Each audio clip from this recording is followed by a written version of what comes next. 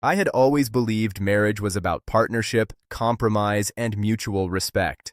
I thought my wife and I were on the same page, that we could talk about problems, solve issues, and navigate disagreements together. I was wrong. It started subtly. Over time, I noticed that her friends had a louder influence over her than I expected. They were reckless, manipulative, and often encouraged behavior that I couldn't understand. I tried to brush it off, thinking, she knows me, she knows our life, she won't let them control her decisions. Then came the weekend that changed everything. She came home late on a Friday evening, excited and unusually cheerful. She dropped her purse, flopped on the couch, and said, "You won't believe what my friend suggested today." I smiled politely, expecting something trivial, maybe a shopping spree, a new diet, or some harmless dare.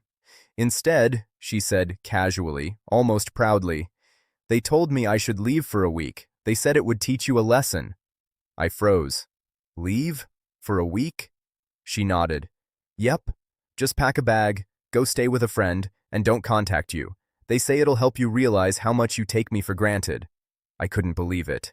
I felt my chest tighten, a mix of disbelief, anger, and hurt. I had been supportive, loyal, and present. I had managed everything at home, from finances to daily routines, and she was leaving, on a suggestion from her friends, to teach me a lesson. I didn't react. I didn't argue. I didn't beg. I realized quickly that reasoning with her in that moment would accomplish nothing. These friends had poisoned her perspective, and any confrontation would make her defensive rather than reflective. So I made a decision. I would let her leave. But I wouldn't wait passively.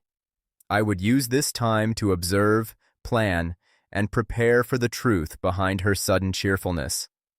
The next morning she left, smiling, carefree, confident that her plan was clever and her friend's advice brilliant. I stayed behind, quietly taking note of everything she had access to, her phone, her emails, her online accounts. Not to spy maliciously, but to protect myself and understand what was really happening. Within a few days, patterns emerged. Calls at odd hours, messages deleted too quickly, her location off when she said she was with friends. The lesson she intended to teach me began to reveal itself for what it really was. Freedom for her to explore something or someone else.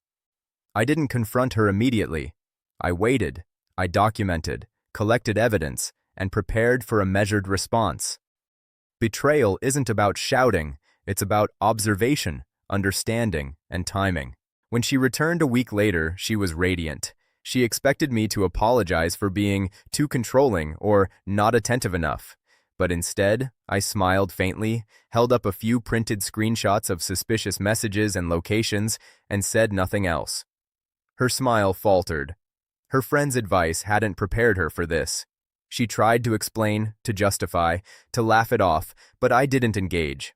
I let the evidence speak for itself.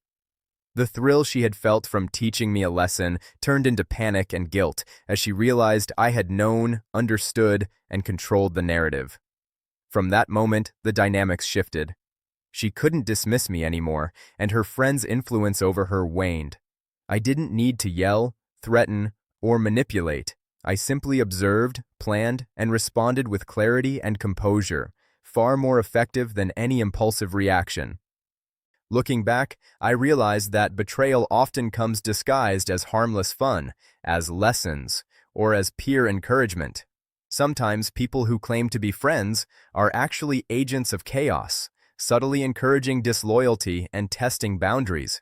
And the best defense isn't confrontation, it's awareness, patience, and a calm, deliberate response.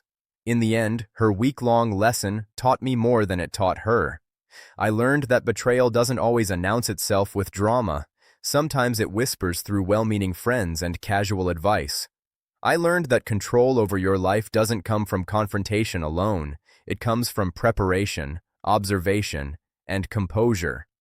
She never left like that again. She never suggested another lesson. And I never underestimated the influence of bad advice or the importance of watching, waiting, and acting wisely when betrayal is in play.